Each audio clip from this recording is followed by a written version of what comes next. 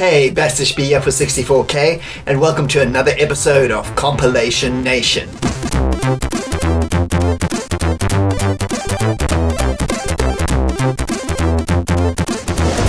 And if you've never watched this show before, I take a look at compilations, both new and old. And on today's episode, I'm going to be having a look at the Gold Collection, all 4 volumes on the Commodore 64. And before we start looking at all 22 of these games, let's take a closer look at the box, the inserts, and the full games list. The first Gold Collection was released in 1986 and featured the following: Beachhead, Spy Hunter, Tapper, Drop Zone, Ghost Chaser, and Talladega, with 86 also seeing Collection 2 released, which gave us Dragon Skull, Asylum, Desert Fox, Time Tunnel, Pole Position, and Kung Fu Master. 1987 gave us the final 2 volumes, with Volume 3 including Super Huey 2, Masters of the Universe, the arcade version, Ace of Aces, Leviathan, Super Cycle, and Express Radar. And the final volume, also from 1987, simply titled Solid Gold, featured Infiltrator, Winter Games, Leaderboard, Ace of Aces again, and Gauntlet. And now let's start checking out all these games. And let's jump on over to Volume 1.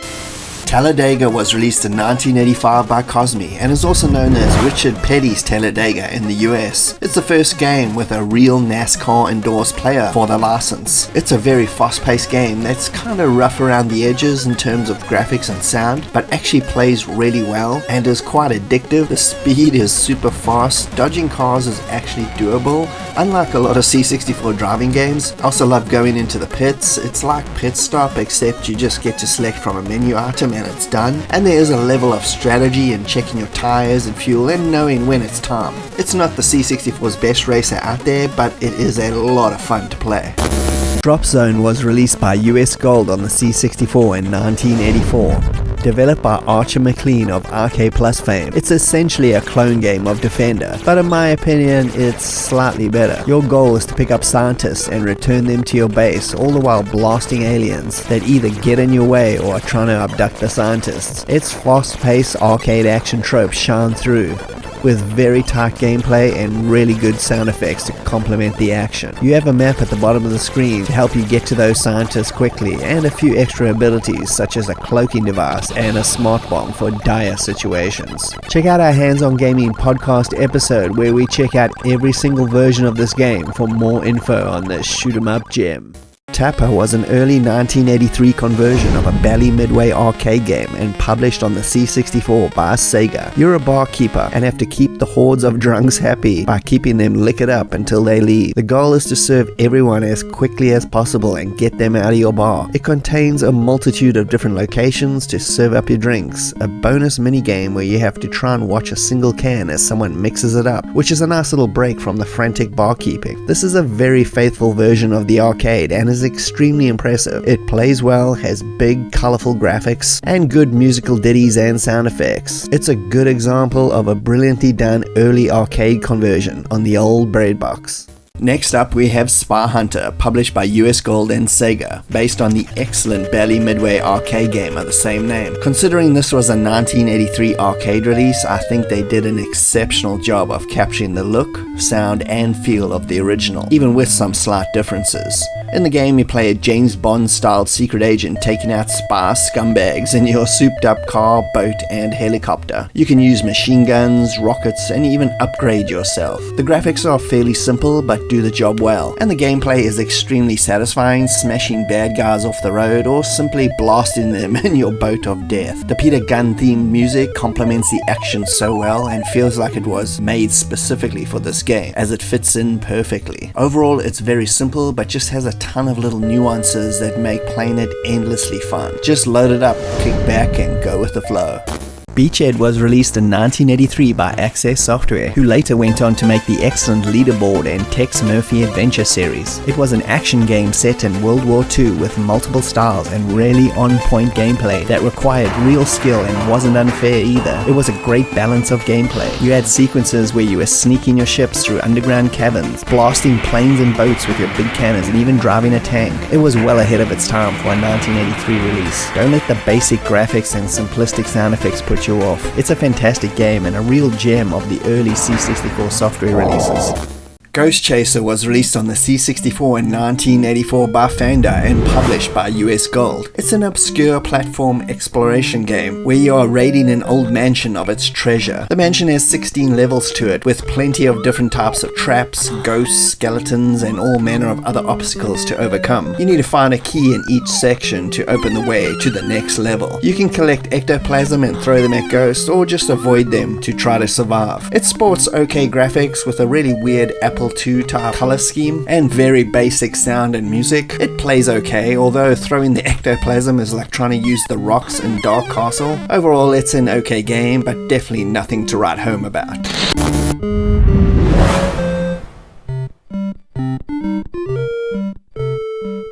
Overall, the first collection is pretty good. My favorite being Beachhead and my least favorite being Ghost Chaser. Overall, I'd give this volume 82%. Now on over to Collection 2. Kung Fu Master was released in 1985 by Berkeley Softworks, who also did the C64 conversion of Karate Champ to the system. It's based on RM's Kung Fu Master arcade game, the original scrolling beat-em-up designed by the master of the Slapfest himself, Takashi Nishiyama, who went on to create Street Fighter and the King of Fighter series for Capcom and SNK respectively. The C64 version is an early release, so visually it's more chunky than it should be, but they really managed to nail that atmosphere and gameplay very well, making it remind you of the arcade Big Brother immediately. As Thomas, you have to save your girlfriend Sylvia from the dodgy Mr. X, who has a 5-level tower, like Bruce Lee's Game of Death, that you have to fight your way up to rescue Sylvia. Each level throws hordes of henchmen at you to slap down, with new enemy types added each level, with more traps in action. Each level is also topped off with a unique boss character that has their own special weakness you have to find and defeat. The graphics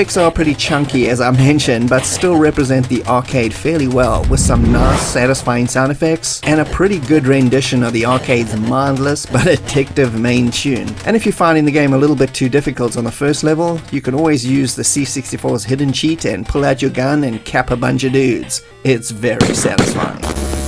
Pole Position was next, by Namco, released in 1982 and hit in the C64 in 1984. This game was a top-of-the-line Formula 1 racer back then and really pushed the racing genre ahead dramatically. The C64 version is a valiant attempt to do an arcade that was way ahead of what the C64 could do. It does manage to be fairly decent in the end. The graphics are big and chunky, which was the style for early C64 games, but still it works, and the car handling is very solid with nice sound effects for atmosphere. I think overall it does actually capture the arcade quite well and gives a pretty fun racing experience overall.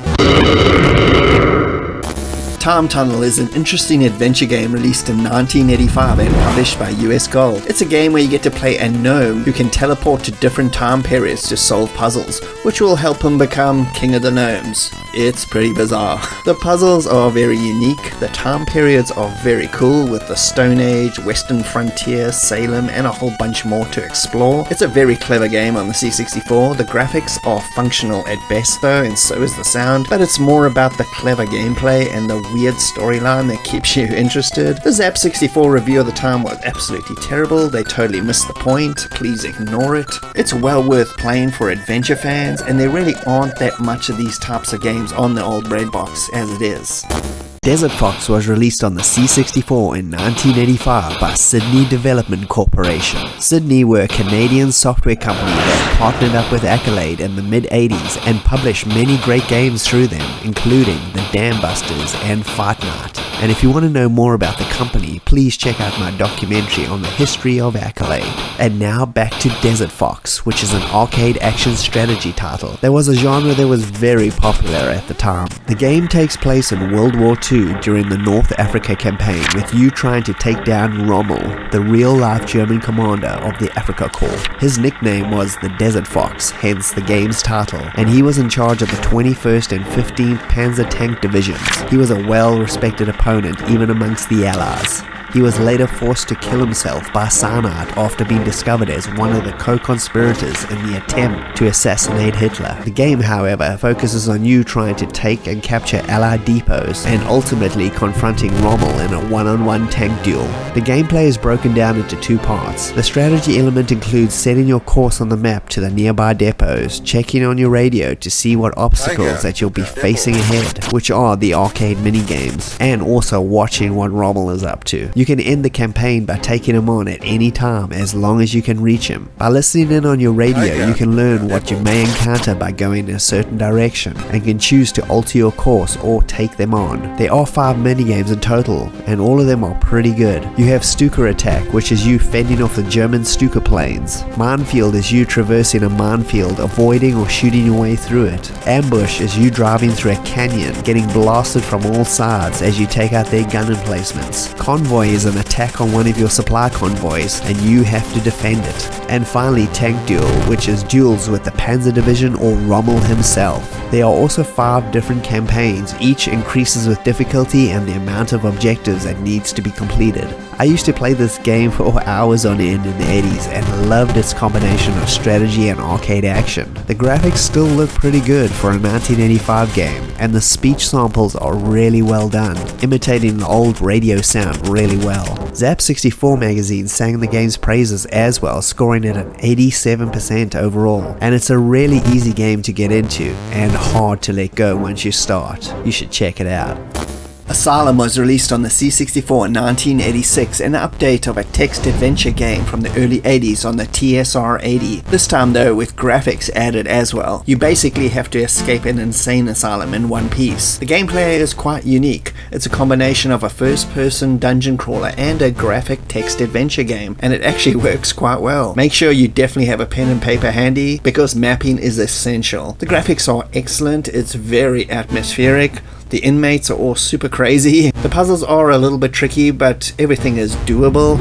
It's a one-of-a-kind game that is definitely worth playing if you've never tried this one before.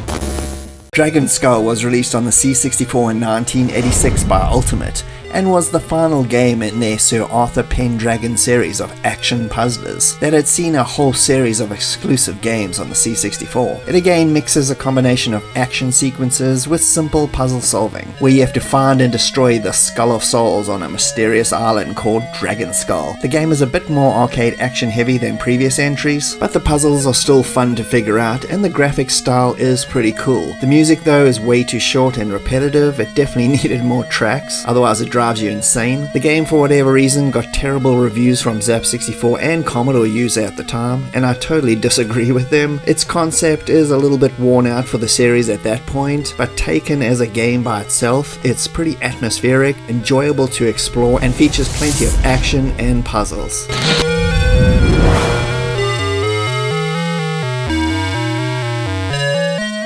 Collection 2 doesn't have any games I don't like. My personal favorites though are Desert Fox and Kung Fu Master, and I'd give this volume 83% overall.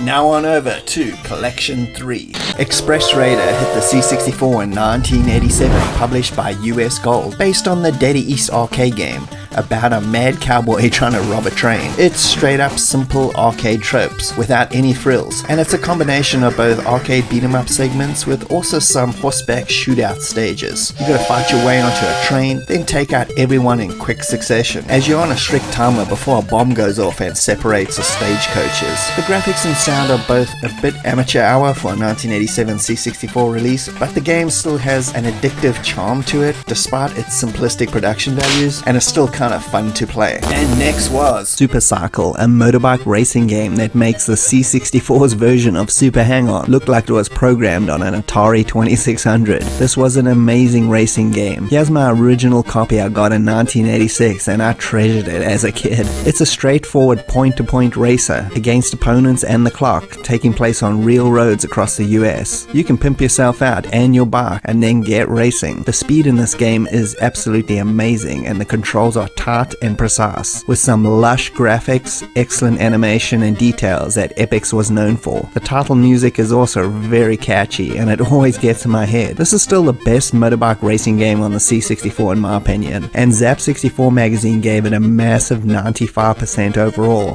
Ace of Aces was released in 1986 by Accolade and is another amazing action simulator. This one Flight from one of the best companies on the C64 for this style of game. You take control of a World War II bomber plane with missions involving bombing German U-boats, trains, and taking out V-rockets. You start by loading up your plane, making the choice as to how much ammo, bombs, and fuel you're going to need for a mission. Making this balance is critical to success. Like the train, you have a map to plan your strategy, and you got full control over the bombing and flight controls, taking out targets and the occasional dogfight with the incoming Luftwaffe fighters, all the while making sure you don't waste too much fuel or else you'll never make it back home alive. Excellent high-res graphics and good sound effects round out the atmosphere, and its combination of arcade action and light flight sim aspects make it a very easy game to get into for this genre, and one I played over and over again as a kid and completed every mission. Zap actually managed to get a review right for once and gave it an 88% overall in issue number 20, December 1986, and I feel this is another fine example of the C64 version being head and shoulders above all the mediocre ports of this game.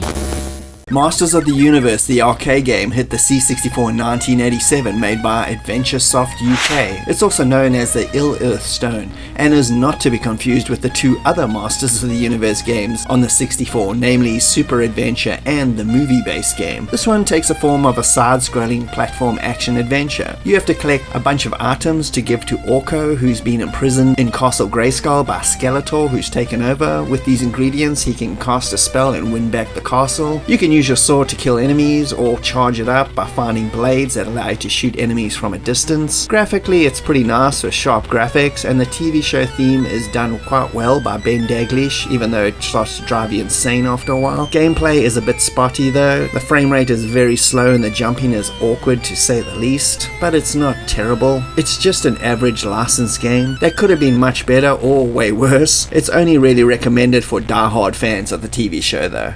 Next was Super Huey 2 by Cosmi, a 1986 release and a sequel to the 1985 original helicopter flight simulator, again programmed and designed by C64 legend Paul Norman. This one is a bit less realistic than the first game, just in terms of missions, although the variety is quite excellent, with everything from rescuing POWs to putting out brush fires and even the madness that is the Bermuda Triangle mission. Unlike most of Paul's Sims games, this one is very easy to get into and quite rewarding to play, and features some impressive speech samples, sound effects, and I like his unique graphical style he always brought to his C64 games.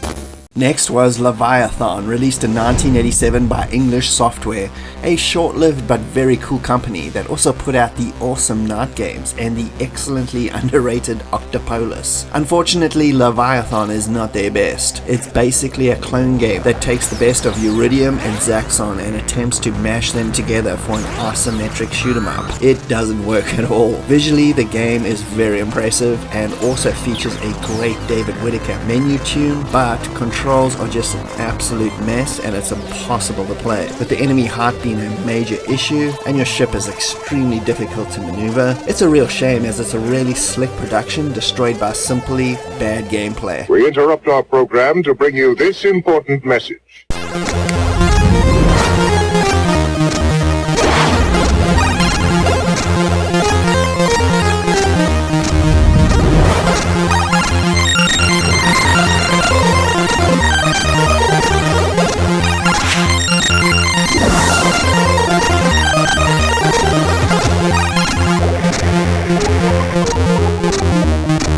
The Commodore 64 Arcade Multi-Version Special. And my favorite for Collection 3 is Ace of Aces, and my least favorite is Leviathan. Overall, I'd give it an 81% overall. And now over to the final volume. Infiltrator was released in 1986 by Mindscape and distributed by US Gold in Europe. It was made by Canadian programmer Chris Gray, who along with Peter Liepa created the 8-bit classic Boulder Dash for First Star Software a couple years earlier. I first read about this game in an issue of Commodore User magazine and couldn't stop drooling over the amazing graphics. Obviously, I had to buy this game. It was my #1 goal. The game followed a trend at the time with its Cold War theme, like Raid Over Moscow or even Beachhead 2, but Infiltrator was a bit more tongue-in-cheek, with you taking control of Johnny Jimbo Baby McGibbets, a bona fide buckaroo bonsai jack of all trades, called in to thwart the mad leader and his mental plans. The reason the game intrigued me so much was the fact that it was like 2 games in one. You had the robust helicopter flight simulator sequences, and then you had the pre-Metal Gear on-ground stealth sequences. It was full covert ops style stealth missions from start to finish. My inner James Bond was in heaven. The game is broken down into 3 missions whose goal in some way were to disrupt the mad leader's plans. From rescuing a scientist to photographing secret enemy documents, it really made you feel like a spy in every sense. Missions start off with you having to fly to the location, and with the fact that the helicopter was not based on any real model makes the sim aspect a bit easier and fun to get into without being overly complicated. It still features tons of unique details, like keeping tabs on your fuel and communicating with the fellow planes on patrol,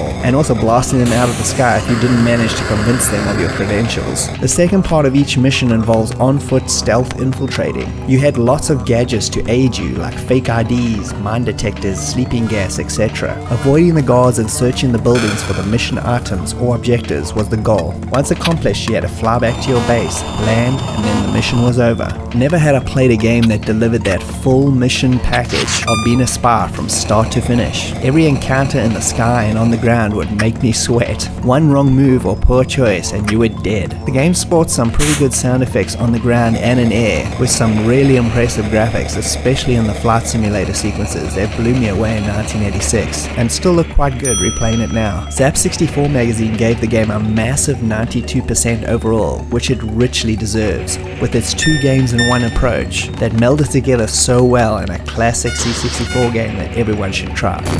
And next was Winter Games, released in 1985 by Epix, and arguably their best multi-event sports game they ever made. Overall, we got 7 events here, with hot dog, biathlon, figure skating, ski jump, speed skating, free skating, and bobsled. And even though the 2 figure skating events are mediocre at best, I still absolutely love this game. Hot dog, biathlon, and bobsled are truly excellent events in terms of gameplay, coupled with the excellent graphics and animation Epix were known for, and you have a really stunning looking game. The sound effects are also really great, especially like in the biathlon, when you have to use your heartbeat sound to get into the rhythm of the controls, or even the wind sounds in the ski jump or bobsleigh. It's very atmospheric, and most of the gameplay as well doesn't involve joystick waggling, just timing and rhythm, which is a nice change for this type of game. Overall, it's excellent in all aspects, a jewel in the C64 multi-event genre. Next is the fantasy hack-and-slash Gauntlet, released by Atari in 1985 in the arcades, and published by US Gold in 1986 on the C64. This is another excellent 2-player game that retains everything from the arcade except the voice samples, which the C64 was more than capable of doing. In this action dungeon exploration game, you fight your way through level after level of demons and monsters, all the while looting for treasure and scavenging for food to keep yourself alive. The C64 version's graphics are a pretty good representation of the arcade classic, and Ben Daglish lent a nice rendition of the arcade music to the game as well. With 512 levels to explore, you better start that tape loading. You're gonna be here for a while. Leaderboard was released in 1986 on the C64 by Access Software and instantly became the premier golf simulator for the system. A wonderful clean graphics style, brilliant player animation and sound effects made it leaps and bounds ahead of the competition, and would later lead to Access Software's Lynx series in the 1990s. There's 4 different courses, playable with up to 1 to 4 players, and a simple control system that is still replicated and used to this day in most golf simulators. It's just an excellent game and managed to even score the coveted Gold Award in Zap 64 magazine. We interrupt our program to bring you this important message.